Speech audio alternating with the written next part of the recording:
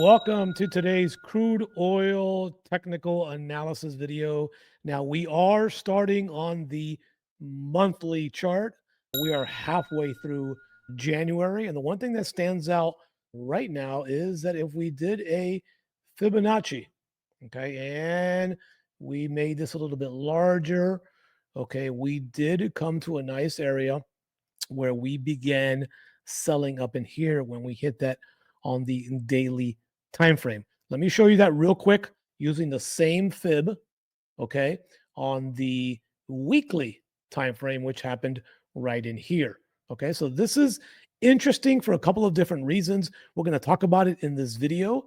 We're going to look at this weekly candle from last week, which definitely became a bearish engulfing candle based on the previous weekly candle. Okay, so again, hopefully you are here for crude oil and you're going to get some massive value on this video. And just as a reminder, all you need to do to help me out is hit that like button, and that's about it. If you're not yet subscribed and you wish to subscribe, please subscribe and turn on your notifications so you don't miss out on critical videos that are going to be coming up focusing 100% on crude oil, from how to trade it on the 1 minute time frame all the way up to our daily SAR strategy. Now, before we get into there, let's go over some of the headlines here that I think are going to possibly drive crude oil price much lower. On Friday, Trump intensified his call for OPEC to cut oil prices, trying it to the potential resolution of the Russia-Ukraine war. One way to stop it quickly is for OPEC to stop making so much money and drop the price of oil, Trump remarked during his North Carolina visit. The president also urged OPEC's de facto leader, Saudi Arabia, to take action during the World Economic Forum earlier in the week. Despite the pressure, this is super important here, so pay attention. OPEC and delegates remain committed to their existing plan of raising oil production starting in April. So let me say that again, raising oil production. When you raise oil production, prices fall, okay? Giovanni S., I'll call him, a commodities analyst at UBS, suggests that OPEC is unlikely to alter its policy unless market fundamentals shift. Analysts warn that Trump's push to sanction Russia and Iran, key oil producers, may hinder efforts to lower energy costs by tightening global supply. So again, a lot of this stuff is going to have some fundamental values, but what we focus on is on the technical values. We're aware, we're listening, we're paying attention, but this does not mean that you cannot trade crude oil, because here's the key to trading. Ready? I'm going to let all of you know. If you trade the proper lot sizes, and if you're trading on futures, if you trade micros, you will be very successful. We have strategies for that. You can add multiple positions. You can do dollar cost averaging, right? If you're trying to hit a home run, okay, with a few $1,000s on a full CL contract and it flips on you, you could be in trouble. So if you're trading futures, take my advice, drop down on micros and watch what happens. You can trade, you can stay in trades longer, and you can actually make more by trading less. If you're in a regular forex account, drop your lot size in half, especially if you feel there's a little volatility going. And again, same thing. You can stay in trades longer, trade less, and make more money. So let's go ahead now and jump right into the analysis here as we begin on this weekly chart. Okay. Now, again, this candle right here is pretty important, because this candle, we began to turn around as we hit this Fibonacci level right in here. Okay. So now I'm going to go ahead and just get rid of those fib levels, and I'm going to flip it over to the daily time frame, okay, which is right here. Now, as we look at the daily time frame, I think this level right here is a level that we are going to hit sooner than later, right around that 73.48. Let's just call it 73.50. Okay, we can still see here that even at the end of the day on Friday, we still see selling pressure. Okay, so I am anticipating that within the next, 7 to 10 days, if not sooner, we are going to take a look at 73.50, and then we are going to see what happens when we come back to this level, which again, if you go over to your left, has been a nice supply and demand zone. 1, 2, 3, 4, 5 to the downside, 6, and then we are almost there now. So we shall see what's going to happen on this big time frame here. We are going to see what is going to happen around 73.50. Okay. If you have been in the trading club, we have been selling since 81, 80-ish, 81, depending on which chart or platform you are in. We have been only focusing on sales, avoiding any uprises on the market, and we shall stay bearish on crude oil. Okay, let me go over now to the 8-hour chart so I can give you some levels that you can have. Okay, and if you do not, and I'm going to start fresh, if you do not have the 8-hour chart, okay, then feel free to use the daily because they are very, very similar. So I want you to mark 80.50. Okay, I want you to mark let's just call it 76. Anytime you see like 76.66, just make it 76.50 or so. Crude oil and trading loves those round numbers. And then let's bring it all the way down here to this 73.50-ish area that we just talked about. So we can clearly see here now on the 8-hour chart that we did have a break of structure, okay, right here. And we did have a retracement. And if you look at this 8-hour right here, this is why we love fibs, staying with the trend in what we do. Okay, again, a perfect bounce off that 61.8. Okay, okay. And if there's somebody that tells you that Fibonacci's do not work, okay, they are not 100%. But if you have someone that tells you that Fibonacci does not work, if you use it right and on the right scenarios, come into our trading group. You can use the website up above and see what we do with our Elliott Wave analyst and with myself trading Fibonacci and trading zones. You'll become a 90% successful trader. And if you trade with the right lot sizes, where you don't overtrade, I will get you to become a 90 to 95% successful trader because we're seeing it. Okay. So again, Fibonacci works under the right scenario if you're trading it the right way. So if you have any questions, come in and join me and let me show you how we use Fibonacci. So we are looking here. Now we can clearly see here. Okay. I'm going to get rid of this box here. We can see here now that we are in this little pattern right here. Okay. I'm going to make this yellow. And so if we look over the course of the last 3 8-hour candles, okay, which if we go to the daily, it's basically the daily candle. You see that, right? 3 8-hour candles, of course, that equals 24. That makes up 1 daily candle, okay?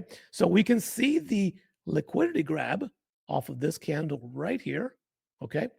And so, again, we still believe there is further movements down and selling pressure. So as we drop to the 4-hour chart, now, of course, what's going to happen is we're going to see a lot more candles in a 4-hour chart to make up that 1-day candle. So this box here is going to be interesting. We'll be focusing in on this box right in here. Now, I'm going to be bringing this blue line back up to the yellow, okay? But I'm going to leave this blue line here at the white line, okay?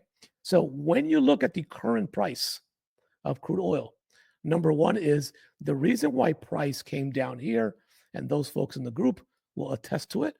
I gave you this level, okay, a week and a half ago, telling you that crude oil was going to come down to grab the liquidity of that area. And sure enough, they've come down to grab 80% liquidity of that candle. Now, don't be mistaken. This little candle right here still has some unmet liquidity. As small as it is, still has some unmet liquidity. And then we've got this 73.50 area lingering right in here, okay, which I believe is going to come back to retest this area.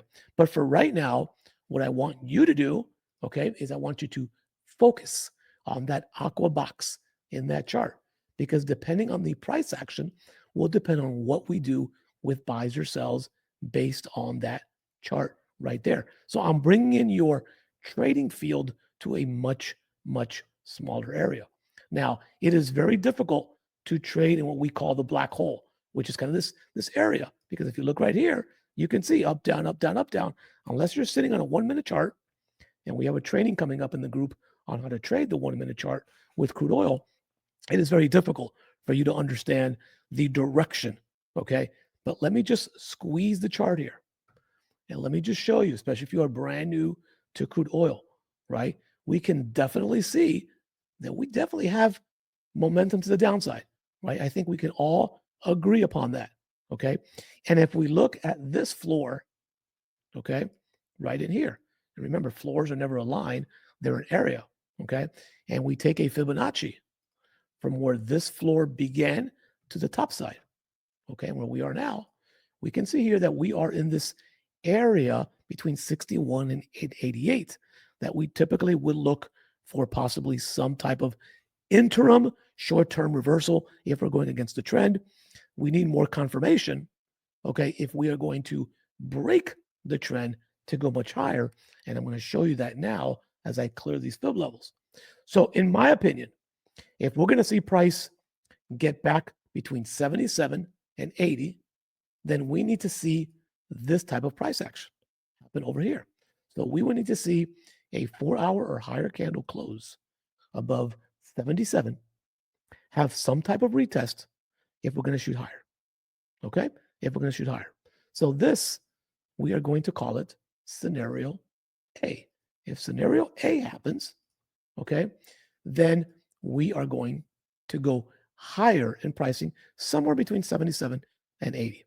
And of course, the price action will dictate it. If we cannot close a 4-hour candle above that level, and we close a candle just below this blue box, right? Just below this blue box, which could be 74.50 or so. Again, that's 100 points down to this next level right in here. Okay? That we will call scenario B. So scenario B, okay, in my opinion, is more or higher probability than scenario A, unless something fundamentally just happens to come out of the woodworks and price shoots up. Okay? But in the meantime, if you are confused, if you're trying to trade crude oil by yourself, if you don't understand price action, do not trade until you get either scenario A or you get scenario B. Now, we in our group, because we have a lot of folks and we have a lot of people watching charts, and I'm losing my voice, we might trade some scalps in either direction. But we are really going to wait for that strong confirmation before we take a position to the downside or to the upside. So, in my opinion, based on previous factors, okay, the best days to trade crude oil are Wednesdays and Thursdays because we've established possibly direction. Even though crude oil inventories are usually on Wednesday, it's nice to let the news settle. Then we look for structure. Okay, structure and price action will always be king even over news. Okay, but we just don't want to get into a trade right before the news. Okay, so we will look for that as we dig deeper in the charts. So we like Sunday, Mondays for these charts to happen. Now, on Sundays, we do like to trade crude oil gaps. Okay, so based on the 1-hour chart, let me bring it down, and we are here. This is going to be the gap. So we know price closed here on Friday.